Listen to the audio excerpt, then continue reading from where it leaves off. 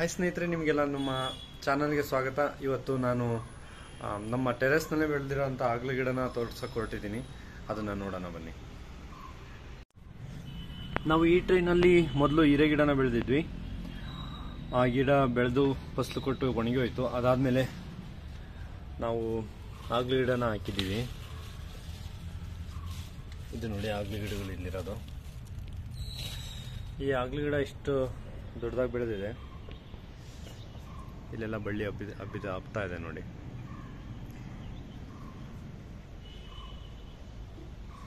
ಇದು ಆಕ್ಚುಲಿ ಆಗ್ಲ ಗಿಡದಲ್ಲಿ ಎರಡು ಟೈಪ್ ಬರುತ್ತೆ.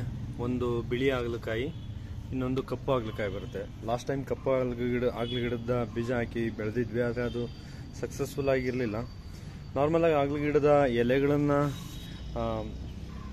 ಡಯಾಬಿಟಿಸ್ ಇರೋರು ತಿಂತಾರೆ, ಆಮೇಲೆ ಆಗ್ಲಕಾಯಿನ ಹಾಗೇನೆ ತಿಂತಾರೆ.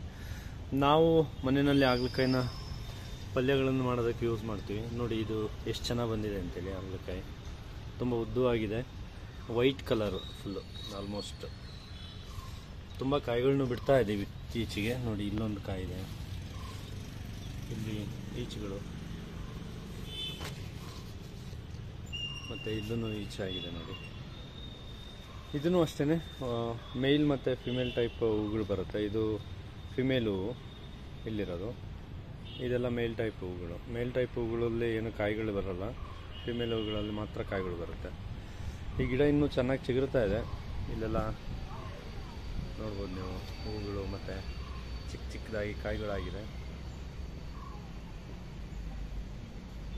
ಗಿಡ ಆ್ಯಕ್ಚುಲಿ ತುಂಬ ಚೆನ್ನಾಗಿ ಬಂದಿದೆ.